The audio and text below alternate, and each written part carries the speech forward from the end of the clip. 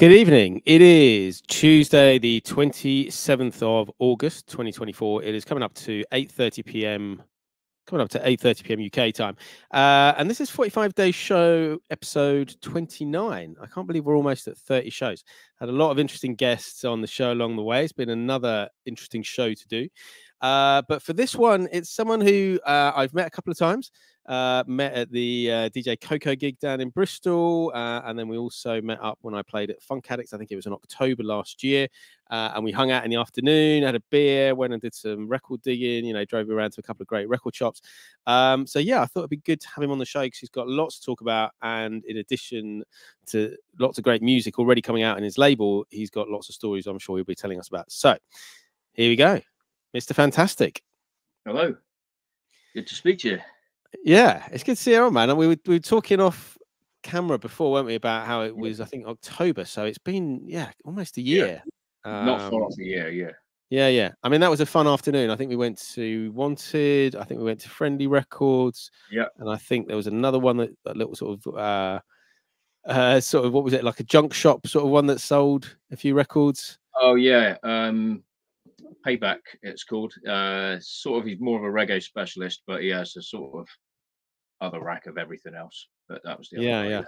That was in St. Nick's Market as well, not far from Wanted. Yeah. Cool. But yeah, so I thought it'd be time to have a bit of a catch up, find out what you've been doing. I mean, I've been doing loads of stuff. It'd be interesting to hear what you've been doing since the sort of last year. But with all my guests, you haven't been on my show before, so I always take people right back to the beginning because I'm always interested to find out why they're so passionate about music, who got them into music from a young age. So for you, who was it who first got you into music? Parents, brothers, sisters, friends? Who was it who got you into it? Well, I suppose I've had a few influences for different sort of things. I have an older cousin who was the one that sort of fed me Run DMC and the electros and things from day one. I had this came from when Paul Hardcastle would come out with 19, and he had said, "Oh, I'll get you the 12-inch version of that," and it was like mind blowing at that age, like 9 or 10. 12-inch version, what, not a radio version. And then since that, it was sort of like, well, if you like Paul Hardcastle, maybe you like this electro thing that I've got with Egyptian Lover and Captain Rock on and things, which is Electro 6, the first electro I got. And wow. So that was a thing to listen to. But also my dad's a musician, so he plays guitar and bass and electric guitar and acoustic guitar. So I was growing up around music in the house, and I'm the oldest of 4, so I didn't have an older brother or sister feeding me anything. So it all came from my cousin, and possibly not in terms of type of music from my dad, but just music being around all the time and knowing about guitars and just that world, as it were. So yeah. Cool. I'm going to say hello to Vinyl Man 101. Welcome in. A few things that sort of come out of that. I mean, Electro series, so many people quote that as being such an important part of their sort of musical journey. I mean, for you, you said you got number 6. That was the first one you got into. What was it specifically about that compilation that sort of was so interesting for you? I don't know. I think maybe that was the newest one at the time. So my cousin might have just thought, have this, see how you think. And then from there, it was like, here's 1, 2, 3, 4, 5 as well. And then it just opened up a world of all those things that were on all those compilations, especially here in the UK, because a lot of those records wouldn't have been able to know from anywhere else. Radio play, or no internet back then. No one at school had certain other records. It was all about those electro comps for a few of us. And then gradually you sort of you find Run DMC, maybe from something you might hear something else, Beastie Boys here and there, but there won't be many of the more obscure things like Egyptian Lover and Captain Rock. You would never have seen those elsewhere. You might have got Soul Sonic Force or something on the radio, but you weren't going to get Egyptian Lover on the radio, as far as I could hear, unless you maybe listened to Pirate or something. But where I grew up, you couldn't get a Pirate, so I was just stuck to what tapes you could get from someone else, really. Yeah, exactly. Gonna say good evening as well to Double P and Kev Clark. Thank you guys. Welcome in, welcome in.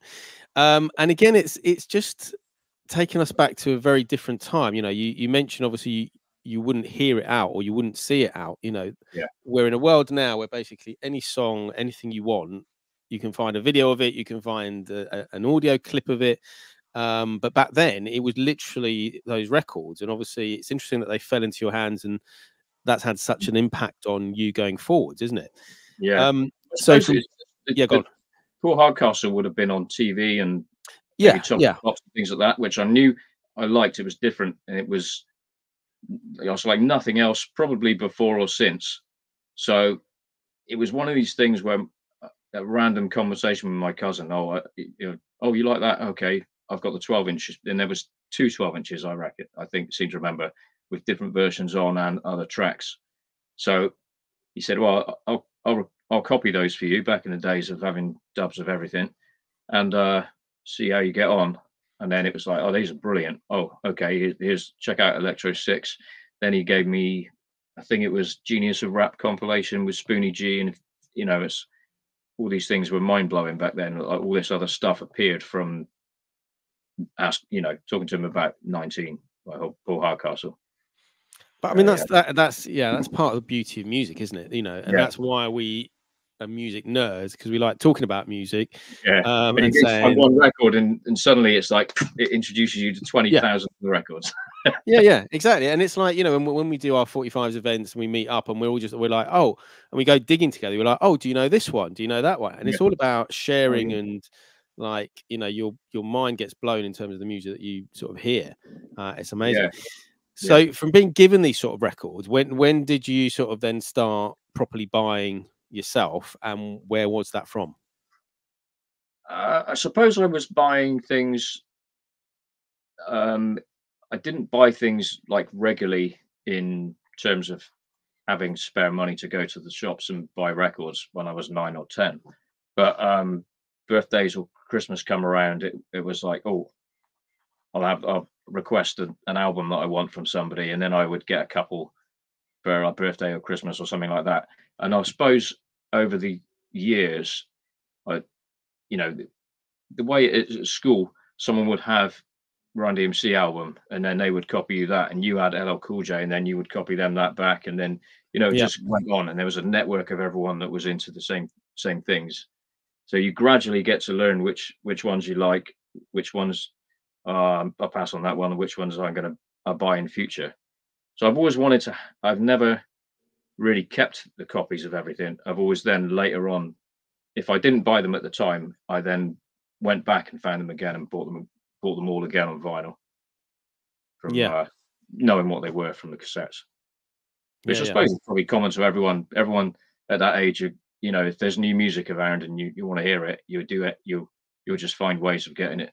I mean, there was no internet, no easy copying of things. It was just a straightforward cassette copy back then, and that was it.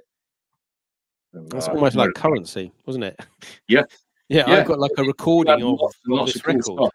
Yeah, if you had lots and lots of cool stuff, you were the man. Everyone was coming to you for a copy of something. Yeah, So yeah, amazing. And again, yeah, you know, very different to the way it is now, where you can just access everything.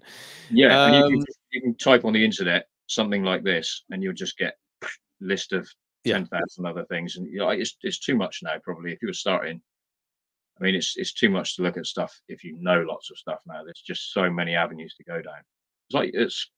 Back then I was looking for hip hop records, and gradually I found out these records sample James Brown. I need to get some of that. And they also sample Cool and the Gang. I need to get some of that. Now then, you get a bit deeper, and I need to find out about the meters, and it just goes deeper and deeper and wider. And I suppose you've got now all of that's well known, whereas back then it was piece by piece, and you gradually find out a few things at a time, which you can get your head around. Now I need to find out about James Brown, but now you would just type in funk, you would just have more things than you could possibly ever listen to at once, or try and look for it. yeah, But then it's yeah, just dead simple to get them now. You could just type in this record that you've heard, and you'll be able to find it on Discogs. Whereas years ago, you weren't going to find it. You were just not going to go into town centre anywhere that that I grew up and find, you know, really good old funk records. So yeah, it's a bit of a swings and roundabouts, I guess. Yeah, I mean, it's yeah, I mean, the record buying and music buying in general has just changed so much, hasn't it? Yeah, But it's still, because it's vinyl, I think it's still important to us, you know, and that's why we still surround ourselves with vinyl. You know, it's never sort of gone yeah. away, is it? Okay, so from sort of buying records, when does it come that you decide that you're going to get sort of into DJing, and how did that come about? Well, actually, it's one of these things where it's sort of introduced to you, I suppose. I don't know that I had a certain, you know, I didn't just wake up and think I want to do this, but I don't know. I saw Grandmaster Flash on Top of the Pops with turntables instead of instruments, which I thought, that's interesting. What's that? How's he getting music from that? So that's like a curiosity. That didn't necessarily make me want to do that, or that's I'm going to be a DJ. But I saw a pair of turntables and there was no band, and it was like, you know, what on earth's going on? Then when you gradually work things out over a period of time, you understand how it works. So that a DJ can be the band and not, you know, you don't need other instruments, everything else. But in terms of playing records to people, there was a few guys, like I mentioned, my older cousin that gave me the electros.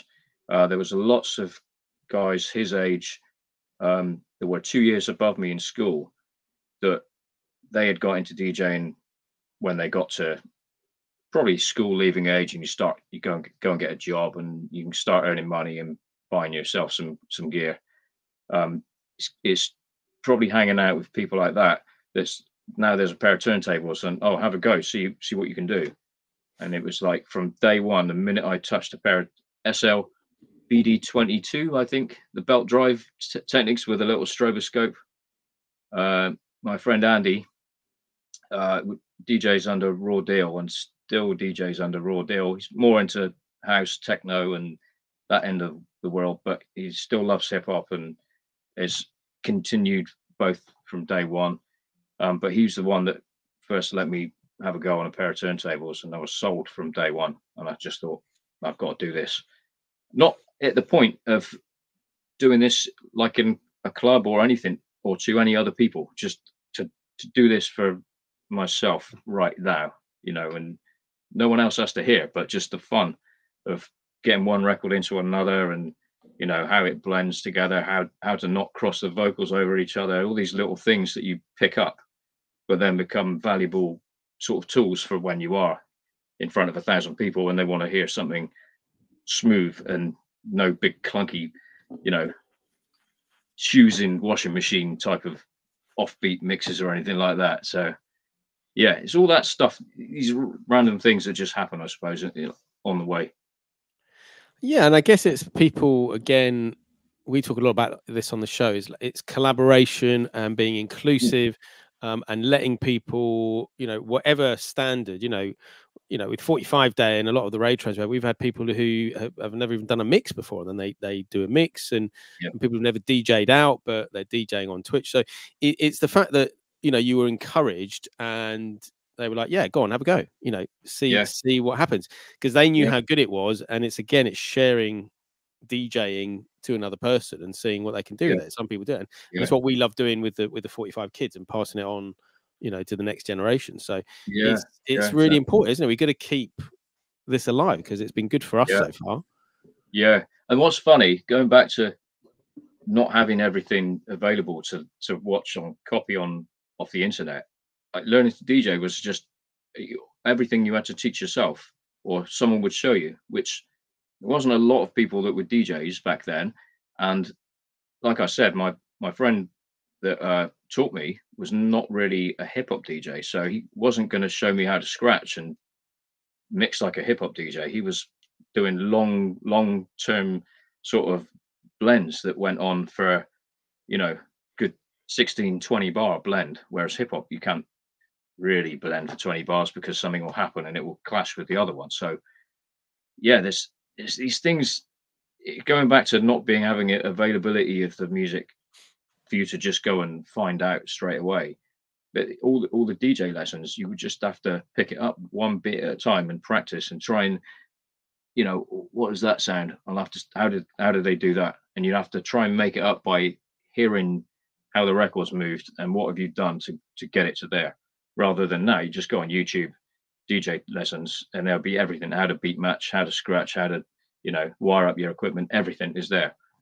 So I don't know which is better, learning the hard way, or it's more enjoyable learning the hard way, perhaps. Yeah, and I It's, guess it probably takes longer, so you haven't got a straightforward route to this is all you need to do to get to yeah. here.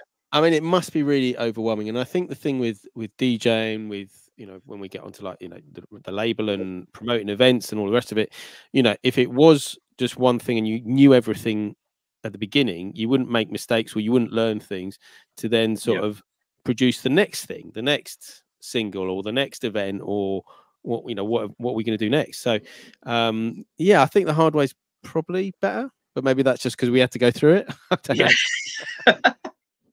yeah. I mean, we don't know anything else, do we? So it's just Yeah. you only know what you've had to do yourself. So I mean, we're in an interesting generation, aren't we? Really, because obviously we know that far back, and we can remember like cassette tapes and like yeah, record players and stuff like that. And we've now got this, whereas the next few generations wouldn't have had that, and certainly they yeah, would have had CDs, and then we've got the MP3 generation. So that's going to be the interesting sort of generation. And again, it's interesting how the kids are coming back and getting into vinyl because it just shows yeah. how important it is. I think Okay. So go on. there's a physical attribute to vinyl, isn't there? If you've grown up on streaming and downloads, there's no J card or sleeve to read the details or anything like that. There's the half of the interest is reading about what the album is you're actually listening to and things like that. When first you first play, sit and read who everyone is on it and everything else. That was half the fun as well, of knowing everything that was there. Whereas, yeah, I still do this now. If I buy a record, but this is the last record I bought in a shop, Sonny Right. Rollins there. But now, see, I listen to this and I go through here, who's played on this, and you think, right, okay, Roy McCurdy drums, I'm buying it.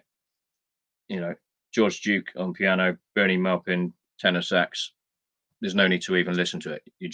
I'm buying that. It's 1975 on Milestone Records with those people on it. These are the things you pick up you don't get from a WAV file or from a stream.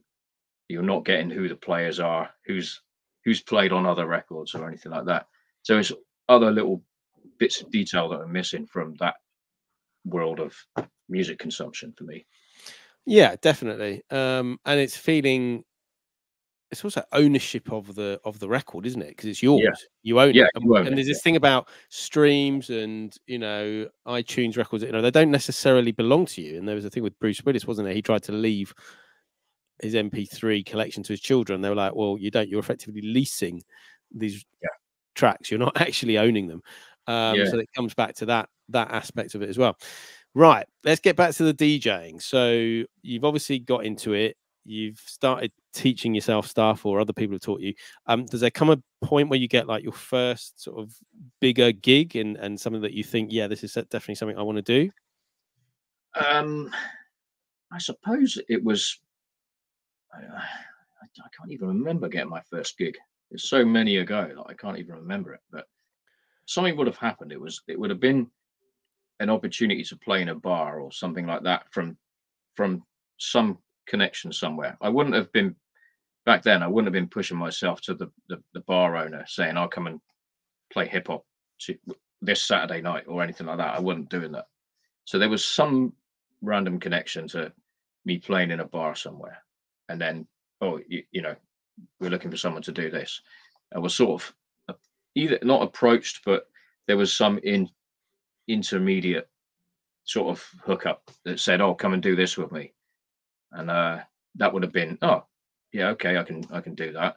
And then there's it's just the same thing of doing it for yourself, Yeah. but you haven't understood from your first gig. You're doing it for yourself, you haven't understood that you're having to keep a dance floor working, and you're playing for other people. You're not playing for yourself anymore, which I wouldn't have anticipated from day one. But then you get a very quick learning curve when you empty the dance floor when you play the wrong record. We've all been there. Yeah, yeah. But like nowadays, you'd know, wouldn't you? I mean, I Yeah. play a really obscure funk record. You've always got Stevie Wonder to retain the dance floor if it goes a bit wrong. There's, Yeah. you know these little tricks. But back then, I had no idea. And you were playing sort of hip hop pretty much I would from the have probably, beginning? yeah, I would have been playing primarily hip hop to any gig I played at for a long time until there was occasions where um come and play a bar that is not strictly a hip hop gig, but we want a bit of soul and funk as well thrown in, and try and make it a certain type of hip hop. So, for want of a better example, it's got to be De La Soul, Ugly Duckling, Tribe Called Quest. Definitely not Mob Deep, yeah, End of Right. World, and that sort of thing. Stuff that works in bars, which most is dead straightforward. Not too much cursing and the right sort of vibe. But I found that if you're playing soul and funk and you're playing hip hop that samples soul and funk, they work really nicely together overall in that environment. Into a lot of sense, if you're playing something that is similar kind of groove, nobody notices if you've gone to hip hop for a while. If they're not paying attention and it's just background news for people that are not there for necessarily just the music you're playing, but just the whole thing. Um, it's in the same ballpark, and you know Yeah. has that Well, same sort exactly, and a lot of that hip hop has sampled. Well, hip hop sampled pretty much everything, isn't it? of everything. It's Yeah, like the sort of envelope that takes in pretty much every genre you can ever think of. It's been sort of sampled, and especially soul and funk and reggae and Latin and all sorts of stuff like that. So it's cool. So you're doing a bit of DJ now, and are you enjoying it? Is that progressing? oh yeah, definitely. I mean, I did a few things. My, one of my friends, Pete, he was known as Cans for the DWG heads. But yeah, me and him used to play a few things here around Western Supermare, where me and myself and Pete lived at the time. Um, we occasionally would have been a Bristol gig here and there, and then over a period of time, Western Supermare dried up. There was only one or two things there that would have allowed us to play. I then moved to Bristol, and then all of a sudden, there was no looking back, as it were. So um, it all became about the Bristol hip hop nightlife, and on from there onto like the normal sort of bar, loungy bar gig where you play in soul and funk to people and that sort of thing. Well, tell us a little bit about the Bristol hip hop scene at that time. Then, so first of all, what year was it that you sort of got involved in it? And what were some of the artists and some of the events that were happening?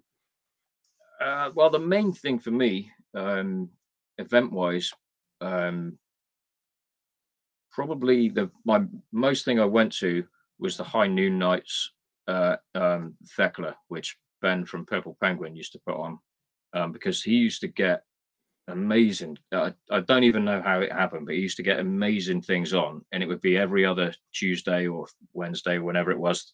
The cheap night to get the Thekla, probably.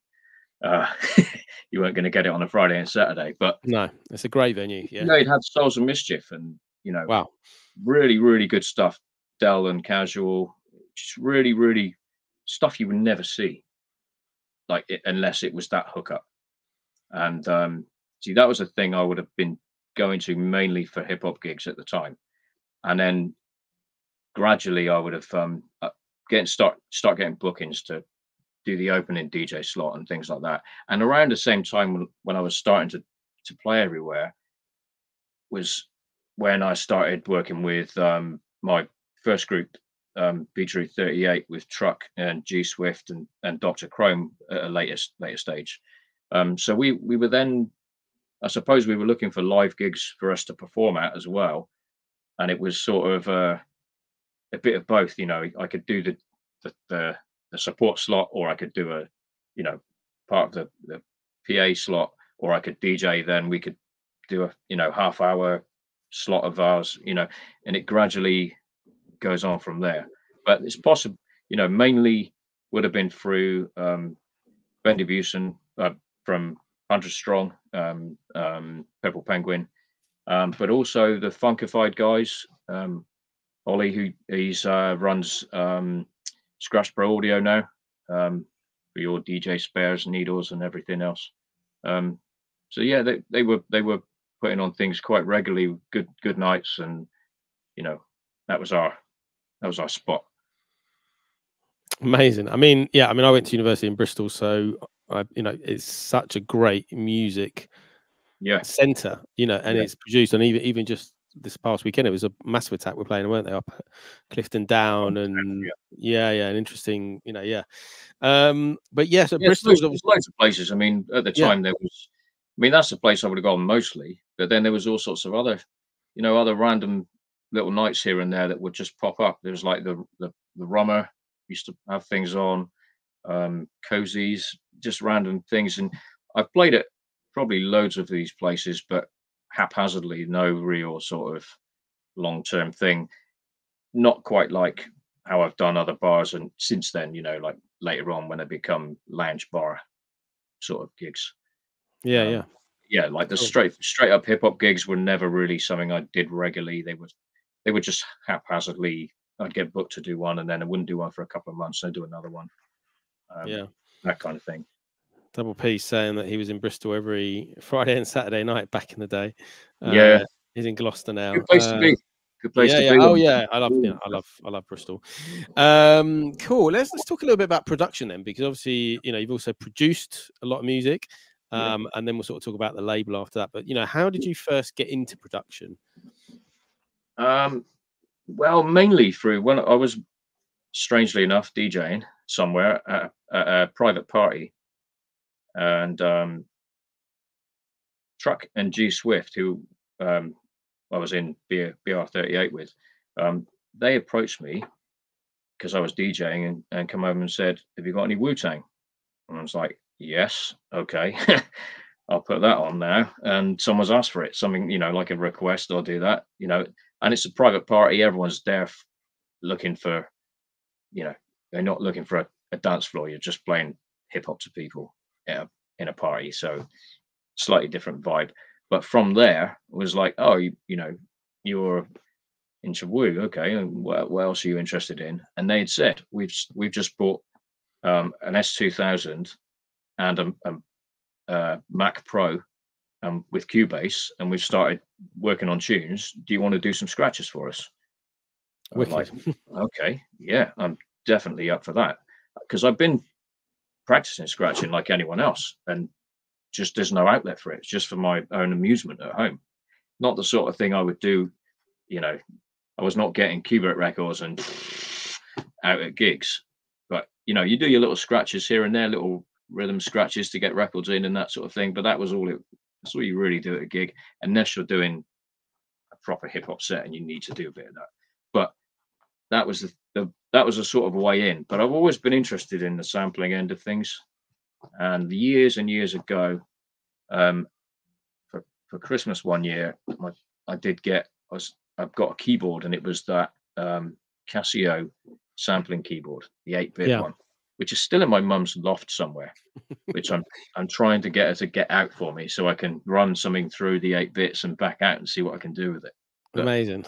Yeah, somewhere. But I had that, and I think there's a weird thing that is called the burp sampler or something, because all that everyone used to do was burp into it and play the burp stamp up and down the keys. But it doesn't do much else. But from there, it was sort of like I worked out how you sampled stuff. You had no trimming or anything to do with it. You just had it recorded for a second, and you could play that second up and down the keys. Nothing more complicated than that, and you couldn't arrange it or do anything. But the idea that you could record something yourself and there it is on the keys was, well, that's amazing. I need to do, you know, more of this. But because you couldn't do anything with it and I couldn't play keys, really, I could poke around like you get taught at school. I didn't really get anything out of that in terms of some sort of, legacy into suddenly being able to produce anything. But I've always been interested in sampling since then, and I was always thinking I need to buy myself a sampler one day, but I didn't know about what to do with it, how you wire it up, what other gear you need or anything like that. But then you gradually find out things like MPCs where you don't need anything else. It's got the sequencer, everything you need, little pads, hit them out. So that's all you want. So that was it. I bought the first thing I got was a Roland SP808, which was a sampler, which is sort of like a phrase sampler that the 404 and those are. It was that little part, but with a 4-track and a sequencer and effects all built in one box. So it was quite a good idea. It just wasn't quite. I thought it'd be operating more like an MPC, but it doesn't. It's more of a phrase sampler. It can't handle all the notes. So when I realized the shortcomings with that, I then bought my MPC. Right. The two of them were okay for starting out because I could then record something and I could then put scratches over it, and so I had something that I could then work with. But then at the time I was doing BR38 stuff, and I might program something on there, take the MPC to the studio, and take the drums off, and they were put into Cubase, and then we added stuff there between us because we all used to just sit in the room and everyone bring a record from here and in there, and everyone would just all go, right, we'll try this one here. Oh, that works. Yeah, what else have we got? And everyone would just sit around and we produce songs like all in a group staring at the Mac. That's how it was. That's how we did our BR38 stuff. Hugely compromising with each other, probably. So, but then obviously these things, it just goes on its own path, and now I've got a room full of stuff for doing the same thing. And again, it's interesting, isn't it? Because a lot of this stuff, if you want to produce now, you just need a phone, don't you? Really, you can get you get like things like Koala Sampler, and you can sample stuff. And I know some people have done that, and someone recommended it to me. But it's pretty cool. It's pretty cool what you can do on next to nothing. But I mean, I wouldn't transition away from MPCs or anything now.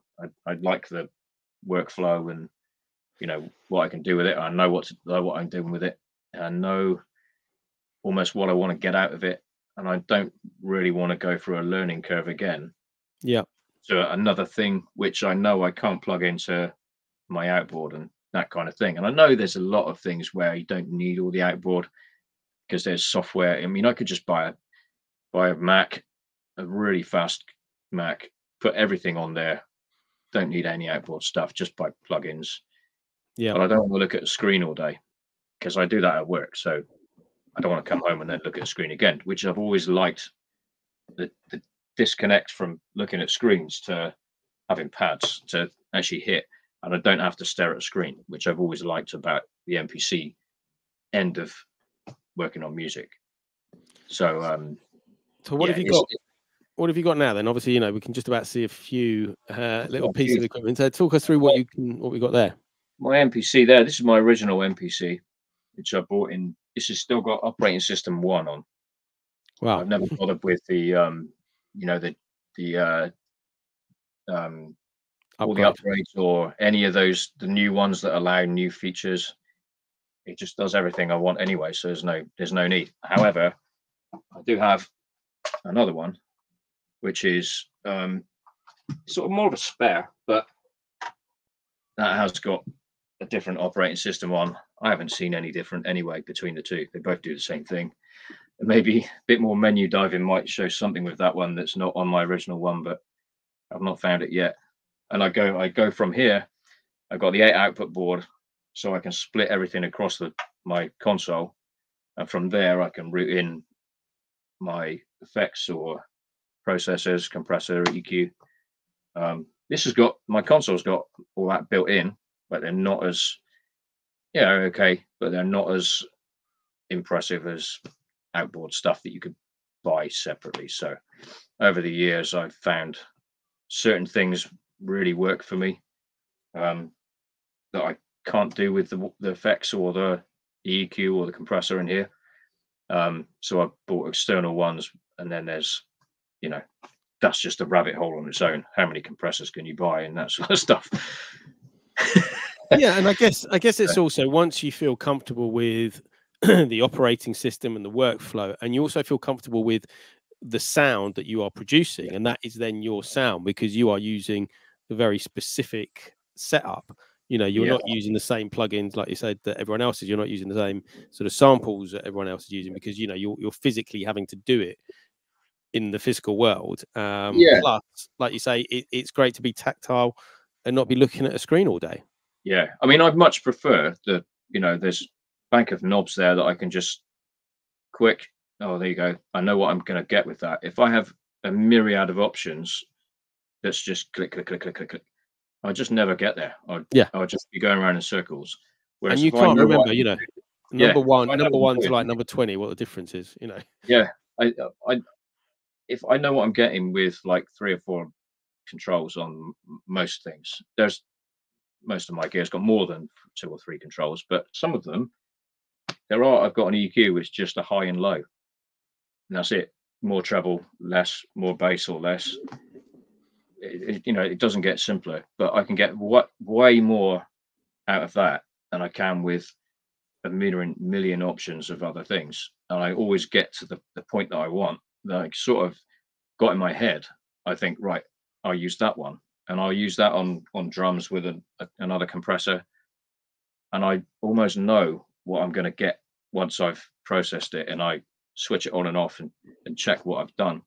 I was like, well, that's what I was aiming for. So I'm, you know, getting what I need very quickly rather than spending hours clicking through lots and lots of different choices, which Yeah, I exactly. don't know. Yeah. And you sort of limitation helps you in a way because you haven't got a million places to go. You have to sort of get it with what you've got. Yeah, focus on what, That's yeah. possible. And you know, I guess it's better to be a master of one particular instrument than sort of know a little bit about, you know, hundreds and there's Yeah, that element as I well. But suppose. yeah, Yeah, yeah. yeah. Right, let's talk about the label then. So Yeah. when did you start the label and why? And what was it like at the beginning? Well, we started it. It was back when we were doing BR38 stuff. We wanted to just make a record. And that was it. That was the end. You know, almost no no concept of how to sell it to people or make it in a certain way to appeal to people. It was just a case. Here's these songs. We need to make it onto a record. So just for ourselves, almost. But obviously, once you do that, you then have to sell it, which none of us had any idea about. Back then, there was no, you know, there wasn't everyone having their own website or Bandcamp or anything like that. Now it was all having to contact a distributor, and you send them 100 records and hope that they get rid of them, and you have no influence on it almost, other than, you know, you maybe try and do gigs to promote the record or something, but how many of those little gigs you do translate to what the distributor's selling it to? You know, it's harder work than we imagined anyway. Yeah. But what we did was to split it out to make it cheaper for all of us. We did an EP under the name Alien Earth, which was BR38, the 4 of us, plus Supreme Shah from Death Defiance and IDS, who was the guy he put on a lot of gigs and stuff up in Leicester. But the 6 of us, all we did was we just did beats and we just put it into the pot. Everyone selected the ones they wanted. Everyone was on. Not every song had everyone on. You might have had a song with 2 of the MCs or 3 or 1 different beats, and you might have had a beat that was just mine or just Sid's IDS or just Trucks or just G's or a beat that we had done together as BR38. So it was a bit of everything, but we just did it to try and do a record and learn how it all works and get a feel for how to do it. But this was 99. And what we did, Truck managed to find a deal where we got the record pressed and cut with a tended cut in at Abbey Road, which, you know, mind blowing. The first thing you go and Wow. do. And you go into the world's most famous recording studio. You just haven't you haven't got a clue about any of what actually happens. And the record sounded brilliant there because it was on really good system, really nice monitor speakers. We didn't realize at the time that the record itself wouldn't sound exactly like it sounds on the speakers, of course, but it's a bit muddier and, not really club playable. But this is partially to not knowing how to make it sound like that and make it in the right way, but also partially because the guy at Abbey Road was a rock engineer. He didn't know about making punchy hip hop records to play in a nightclub. So lots of stuff that we didn't know. And weirdly, Right.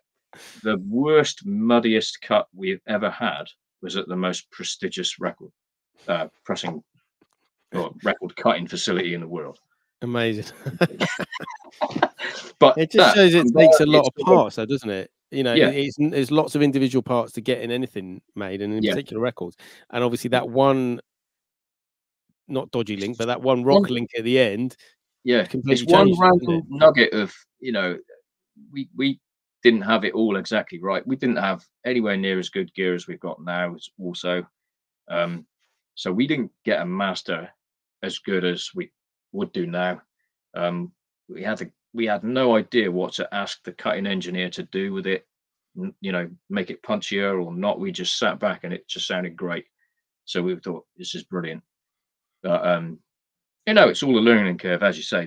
Your first record, and there's probably hardly any old British rap records that sound brilliant in terms of the cut and the punch that you want to play in a club.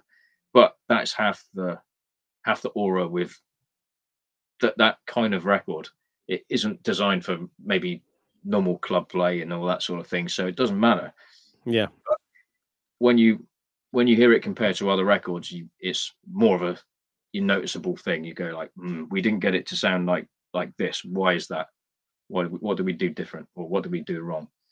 And then gradually we did from there, having done that and found our feet a little bit with how to go about it.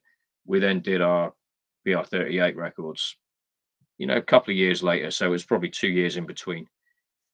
By the time we recorded the next songs and scrounged some money together to do the next press or something like that. And so we did the BR38 12-inch Miles to Run.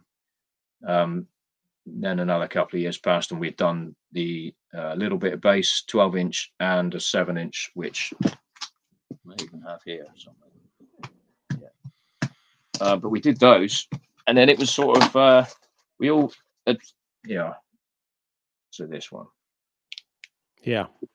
That was the first AE 7-inch, being at 45 day and all. Yeah. Well, go on, show us I think you showed it off the thing. You've got a box there.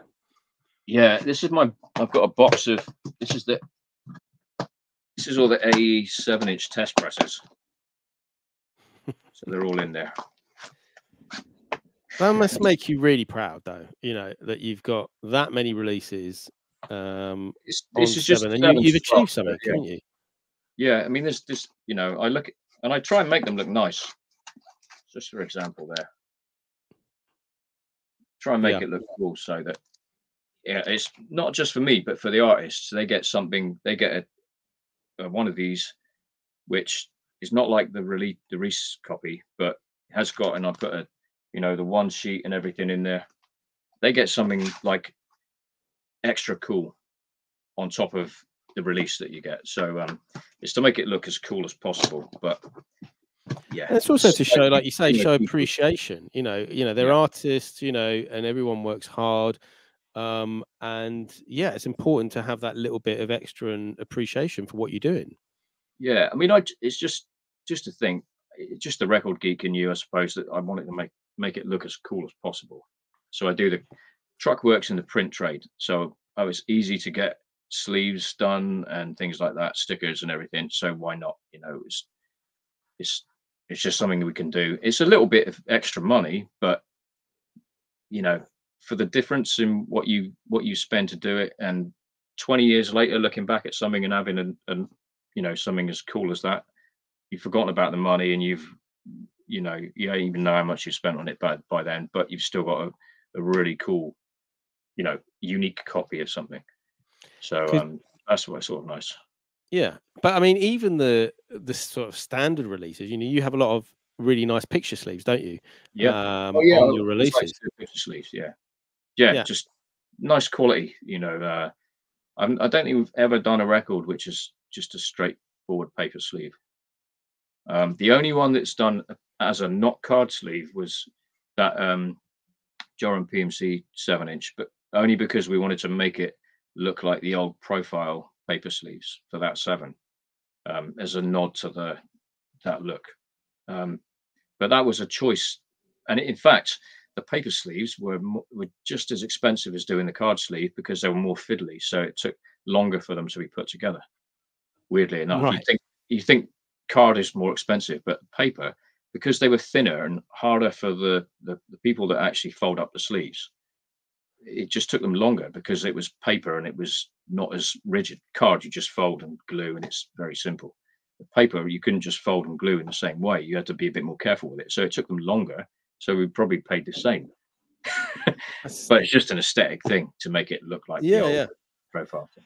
And I mean, do you think, obviously, because it's a hip hop label, and because obviously back in the day, the hip hop sleeves were so important, and obviously you saw them on electro and sort of coming up, do you think there's an element of that as well? It's like, look, if we're putting out hip hop, if we're going to put out stuff on a label, we want something that looks really good, uh, and also, really great artwork. It's not just picture sleeves; it's really great artwork as well, isn't it? Yeah. Yeah. I mean, I've always, it's about being good quality so that you stand up with, that any one of our releases could be next to a Dr. Dre record or whoever. So it's got to look in terms of a product as good as everything else in the shop. So otherwise, it's sort of, I don't know, I don't trust this. It doesn't look good. Um, but on top of that, um, I'm quite lucky that I know good artists that can supply good artwork and things like that. So this, I've got Mr. Crumb, who's like the everyone's go-to for record sleeves, I guess, and old friend Fine Styler from Hairy Parents fame. I use the pair of them. I try and spread it out. I don't want to use one and just, I try and spread it out and use a couple to get a bit of a difference. It's nice to have not just one type of design, but a completely different brain working on it, and have a bit of a change. But I try and spread them out and get different sleeves for different projects so that they all have their own almost unique sort of identity. Um, Yeah. yeah, Crumbs is a wizard, and he is just phenomenal, has his thing. But then I like Fine Styler to not be just the same, you know, the same thing over and over again. Almost not won't be the same thing, but a similar maybe Style. design Yeah. aesthetic or something. Yeah. Yeah. It's nice. And I know both of them, so why not use both? Why not make the most of good contacts and things like that? So Exactly. Yeah. Sharing the love plus, I and mean, getting it's people good to involved. yeah. I pay them, so they don't do I don't expect things for nothing. So why not Yeah. share a bit of the available Budget. availability Yeah. to pay people? Yeah. So yeah. I mean, you've got a few there. I asked you to sort of pick out a few from the label. So, do you want to talk through a few of the 45s that you've picked out there? Yeah, can do. What would you want? Well, I tell you, this is the one I wish we'd probably done more of. The first Joran PMC sevens, um, with the stamped.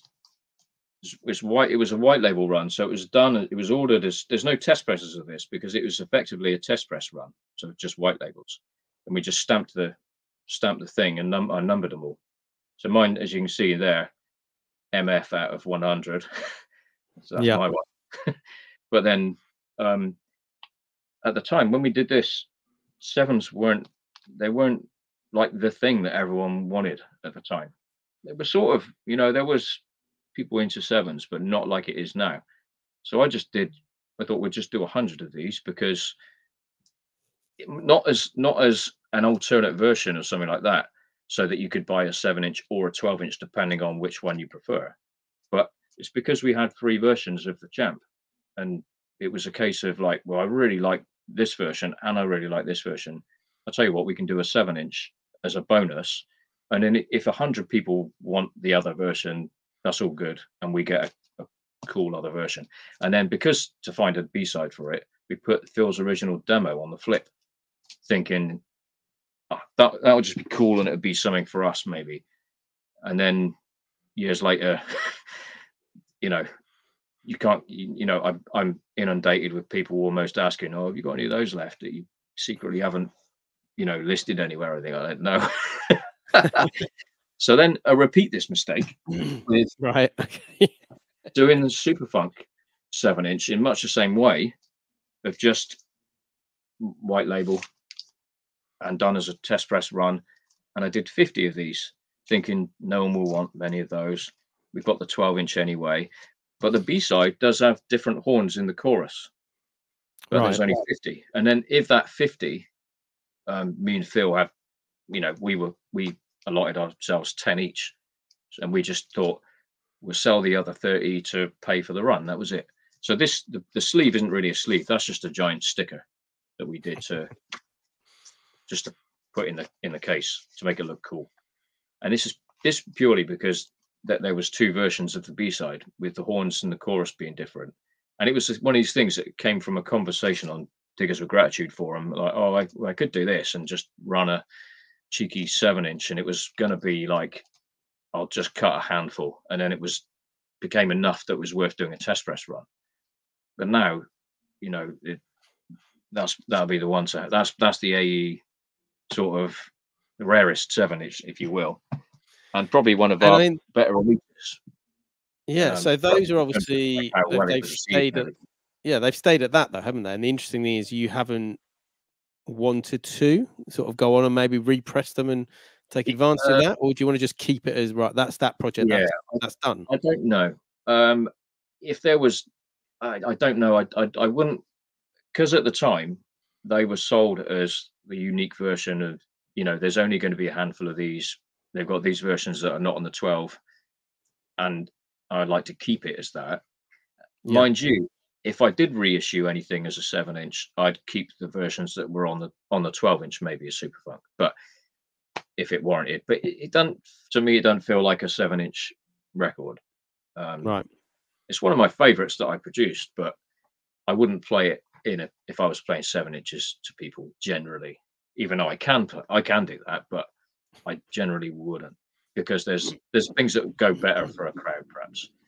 But then there's other ones. I mean, one of my favorites in terms of artwork, the Febreze Audubon 7. There was we only did 100 of these as well for sale, plus some promos. So I think it was 200 all in. And I managed to somehow talk the pressing plant into doing me 200 with printed labels, which they didn't like. They don't like less than 300 for printed labels. And Mr. Crumb's genius of making the promo with the A on the promo side. Yeah. Because this was done as a promo. We weren't thinking of it being a proper release. This was just 2 songs off of the album that worked really well as a 7-inch cut that we would use to promote the album with and give to DJs and stuff. So that's why there's like 100 went as promos to people. And then now, is that still because 45s have still not really taken hold then? This was like 2014. Yeah, I mean 2014, and then, you know, that's probably on the verge of things happening. And 10 years ago, popular. But we didn't really think of a 7-inch for Febreze project because it was all good 12-inch material. But we thought we would just do this, and Mr. Crumb doing the little nod to the Kraftwerk sleeve is just too good not to do.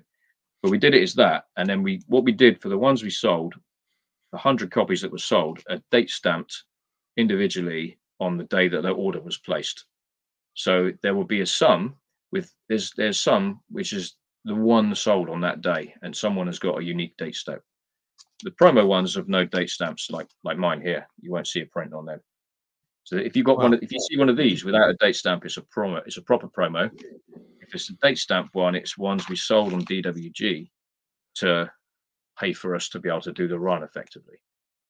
I'll have So to but dig mine that's out and have a quite look. cool. Yeah. I wish I could put Yeah, my you'll hand have on it the immediately. I have got it somewhere. you'll have the promo one. I guarantee it. You won't have a stamped big stamp one.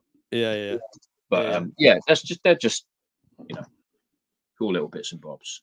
That's cool. Coincidentally, Almost Chill was on all of those. Yeah. Well, he's Yeah. amazing. He's an amazing artist, amazing MC. Oh yeah, yeah, One of the best out there at the moment. Cool. without a doubt. So the latest thing, or one of the latest things from the label, has been the Chrome Plus album. So Yes, tell us a little bit about that. We've had Chrome before on the show a couple of times, and we've also had Evie Wonder and yeah, Grandmaster Flash, his kids, get involved in the 45 Kids. yeah. So yeah, tell us about that project and how that came about. Well, it was. I've been bumping into Chrome at various events and jams and stuff, and oh yeah, I'll get a beat to you. We'll do something together. Yeah, yeah, yeah. It just went on for years. So then one day, I, I I started the beat that I did him for the LP, and I thought, no, this time I'm not going to try and think of anyone else. I'm just going to give it to Chrome and see what he thinks. But I sent him the beat, and he liked it, and he said, "But could I use it for my new album I'm working on?" So I said, "Yeah, sure. I don't need it to be for me. I almost prefer now not being the name on the record. I'm quite happy to just do the beat and it be on someone's record. That don't have to be all be about me. And I'm almost, records with Mr. Fantastic written on the top. I'm not so worried about. I've done those. I'm happy with the producer credit on something. It doesn't matter. It's all good. I'm on different records. It doesn't make any difference. As long as I do something. But then what happened was he said, right, the thing is with this new album I'm working on, it's more a live band feel, but with sort of sampled drums with live bass and live guitar. I was like, okay, well, yeah, that's still fine. If you want to use it, I don't mind. I can send in the stems and you use the bits you want and then play new bits over the top. So we did that. So there is the demo version, which is how I originally made it. And then there's the one you hear on the LP, which is band's take on them hearing my demo version and replaying it with my drum stems. And then Chrome did editing to fit it to length and suit what we wanted to do. There's the little chops, and that was bits of Chrome stuff. So then it was a sort of, he'd done probably more work on the producing end of it and the arrangement than I did. I just did the standard hip hop beat thing. But it's one of these things that came out of a random system of events where I sent Chrome a beat. He said, "Can I use it on the album? Oh, by the way, now, do you want to put the album out?" I was like, "Oh, cool. Yeah, if it's not normal to have live guitar and bass for a hip hop album, particularly a British hip hop album, but that's right in my area of interest, something that's not like everything else." So, yeah, here we got it here actually. So this was it, Chrome Plus. And the plus denotes it being the band and not just about Chrome. So, and it turned out he called the song Fantastic, which was quite nice. I didn't expect it. I had no idea. I just sent the beat and then I think JB did the cuts and things on it. So I didn't know what it was going to come back with because I knew it was just, I sent stems away and they would do what they wanted and then I hear it back again. But then the album was when I sent it back, it was incredible. It was, I never really heard anything like it. So yeah, happy coincidence, as it were. Yeah, yeah. Let's just talk about probably like one more thing, and then we'll call it a close for this evening. But obviously, that's an album. Obviously, 45s are still a big part of the label. I guess there's a place for both still. If you're Oh yeah, doing sure. a hip hop label, you're going to put out albums, and you're going to put out 12s, and you've got to now Yeah, in this day and age I'd put love out to. 7s as well, haven't you? Yeah, I'd love to do more 12s, but 12s are really hard to sell nowadays. Yeah, Everyone wants a 7. Um, Certain things maybe you can get away with 12s, but you will sell probably half the amount. I mean, the first the Febreze, no other than 12, we did 600. Um, you'd be hard pushed to probably sell 300 now, and they would probably take a long time to go. yeah. But then if you did a 7-inch, you'd sell 600 in no time. You know, it's buying habits have changed, and I think people are more into sevens. If you've already got a collection of sevens and one 12-inch, you're not going to take that 12-inch to the club. You're going to just take all the things that fit in your box. So there's probably a bit of that. People will stick to the format they're buying lots of everything else with, especially for DJs that will just want to take one box, not a 12-inch box and a 7-inch box. There's a bit of that. But I've always liked 7s and 12s and LPs. I like to do all of them. So, you know, I've no particular favorite. I like 12s. They give you more, perhaps, especially hip hop records. You know, always had dubs and instrumentals and remixes, and you get like 8 tracks, perhaps.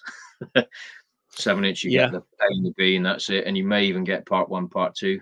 So it is, you know, you get more maybe with a 12, but the 7-inch definitely has its sort of vibe. It's very good for one song that's released on its own with an instrumental. It doesn't have to be part of a bigger project, or it can be one-off. They're really good for that, which is 12s are hard to fill up with one song. So they're good for that. But I suppose now the ideal thing is to do an LP and then maybe do a 7-inch off of that LP with another track on the flip or something like that. Would be a standard, probably way I'd look at stuff. And I guess that's probably the way some artists are going. We've got a couple of comments from Double P first of all saying 12s are like spinning dinner plates now because he's just playing 45s all the time. It's a little bit weird when I try and play 12s. And then he's saying, I remember when we went to the event in Bristol, myself and Mel's, he said, you played the Test Presser Breakdown, came over and asked you what it was. Yes, he did. Yeah, he did. I remember. Yeah, so yeah, it's been cool. Right, thank you so much. I'm just going to set the raid, and basically we'll take people who are watching this to I think he's still live, my good friend Scotty Boy, who we've organised events in Edinburgh together.